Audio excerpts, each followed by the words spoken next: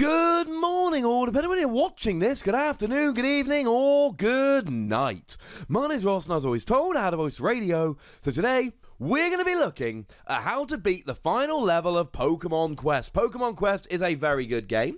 The video we did the other day about Pokemon Quest has proven to be fairly popular. So today, I'm answering a question which I've had from a lot of people, and that is, Wassy, how do I beat the last level? There is a big difficulty spike when the last level hits. You have to take down 2 waves of bosses, then you have to take down all 3 legendary birds in one go, then you have to take down either Mew or Mewtwo. It is a very, very difficult thing to do. The good news is, Wassy's here to help. Now, the first thing to say, and this might be fairly obvious to some of you, but it does need mentioning, take level 100 Pokemon. The reason you have to take level 100 Pokemon is because each Pokemon in the game has 9 slots in which to put stones to boost your attack or HP. And the 9th slot opens up when you hit level 100, which means if you're not at level 100, you're going to be missing at least 1 spot, which is generally about 1,000 more by the time you get to the end of the game. Most of the stones are 900 plus on your attack or HP on each Pokemon. You've got to be level 100. The other thing to notice is you need to swap your Pokemon as you go through the game, because as you go through the game you get better and better cooking pots, 4 in total up to the gold pot. And like I told you in my previous Pokemon Quest video where we looked at the very best and worst Pokemon, the gold pot Pokemon have higher stats, which means if you're taking a Pokemon which wasn't attracted by cooking in the gold pot, it's going to have worse stats than one that was. Sorry, ladies and gentlemen, I know it's fun to take that level 1 Pokemon that you got right at the beginning of the game, but it's not going to be as strong as one you catch, or at least attract from a gold pot later on. And when you've got level 100 Pokemon and Pokemon that came from a gold pot, you need to think about taking good Pokemon. So like I said in my previous video, Beedrill, no good. Butterfree, no good. They're the worst Pokemon in the game. But what are the good Pokemon? Well, go and have a check in my previous video if you want to check them out. As with every Pokemon game, there are a million different teams you can use to beat the game. What I'm showing you here is a great example of one, without actually saying this is the only one. I think you need a big attacker, something that can do a lot of damage, because you are timed in the final level. You've got, well, the whole final world. You've got 5 minutes to go. You've got to have a big attacker.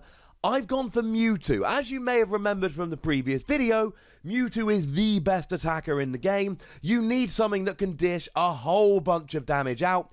I personally here have gone for Mewtwo. A little bit broken because Mewtwo is the best Pokemon in the game. Just remember that if you go for something like a Pinsir, which has great maximum attack, it's also the second weakest Pokemon in the game in terms of HP, which is why Mewtwo is so good, because it's also got a decent HP, and they will go down pretty quickly. I also think you need to take what I like to call a buffing machine. I think you need a Pokemon with Bulk Up. Bulk Up will raise the attack and the defense of that particular Pokemon, and then you can use a sharing stone to share that with the rest of your team. So you need really a Pokemon with Bulk Up. I think Machamp is a great call here. And you need to make sure that Bulk Up has at least 2 slots for sharing stones, and then you need to give 2 sharing stones so that then when Machamp uses Bulk Up and raises its own attack and defense, it will also raise the attack and defense of your entire team, meaning that you're hitting harder and you're taking less damage. You need to stay alive. You also need to deal enough damage within the 5 minutes. I could not do the final level until I found myself a Pokemon with Bulk Up. I was using an Alakazam, which was brilliant at buffing my defense, and I wasn't getting knocked out. I was running out of time. When I swapped out Alakazam for Machamp, so I was also buffing up my power, that's when I beat the final level. Now, as for your third Pokemon, it's a little bit more open here, but I think you need a mixed Pokemon, and I think you need some debuffs. I've gone for Porygon here. Now, Porygon's got a total maximum of 1700, whereas a lot of Pokemon have 1800. That is the highest total maximum HP and attack. before you start using stones and bingo bonuses and all of that. But Porygon is very, very evenly distributed. Porygon has a base maximum HP of 850 and a base maximum attack of 850. But Porygon's also got Tri-Attack, which has a chance to either burn, paralyze, or freeze your opponent, to either do some damage or essentially stop them attacking. So by having a Porygon out there with Tri-Attack, not only have I got a Pokemon that hits quite hard, but I've got a Pokemon that should stay around quite well, and a Pokemon that has a chance of putting a special condition on the Pokemon I'm attacking, getting me to victory slightly quicker. And while we're here, debuffs are very, very important in this game. I also choose to take a Mewtwo with Shadow Ball. Shadow Ball is not the most damaging attack in the game, but what it does do is it raises the amount of damage that your opponent's Pokemon take, i.e. it lowers their defense. So now I'm lowering their defense with Mewtwo, while raising my attack with Bulk Up with Machamp. You can see how we're able to get through in the time limit here. And then, of course, we combine that with something like Tri-Attack, with something like Porygon. And while we're here, I do have to mention tanks are not good for the final level. An Onix with Harden is great on a level where you're not timed. Onix is an absolute tank of a Pokemon with a huge 1100 maximum HP before you start adding in all of these stones. It is one of the bulkiest Pokemon in the game, and you can use Harden to take even less damage, but you're timed.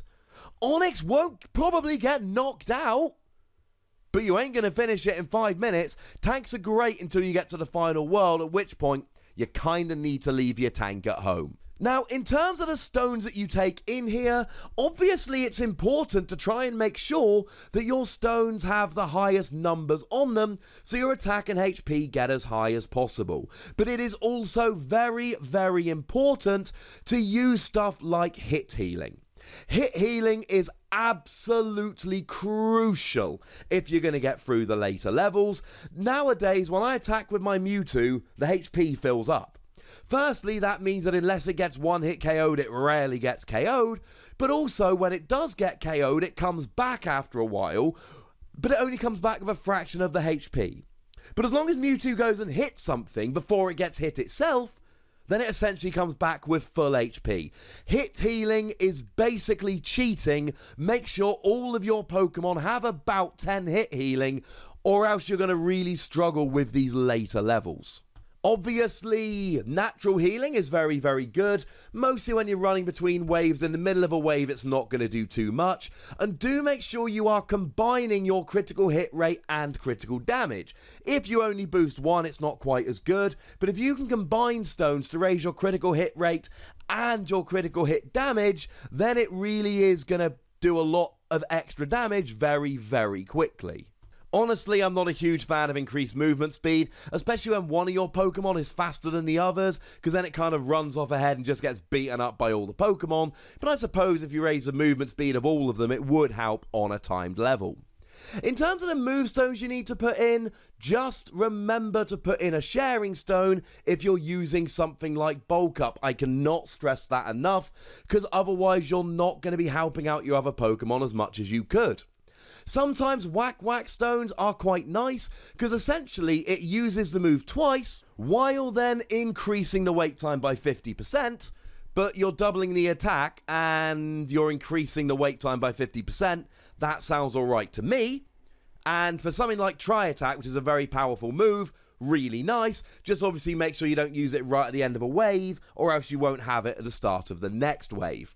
And other than that, I'm a big fan of the Weightless Stone. Just means you can use your special moves faster. That, to me, is pretty good. The last thing we need to talk about is bingo bonuses. Bingo bonuses are very important. That's what happens essentially when you complete a row of these stones. You get a bingo bonus, and the bingo bonuses are absolutely crucial. Generally speaking, the bingo bonuses you're looking for are boosting your attack and reducing the wait time for your moves, because then you can do your moves more often and they hit harder when you do. And actually, one last thing, do remember that you get a bonus if your Pokemon and the move are of the same type. So to keep going back to Porygon and Tri-Attack, very important, Porygon's a normal Pokemon.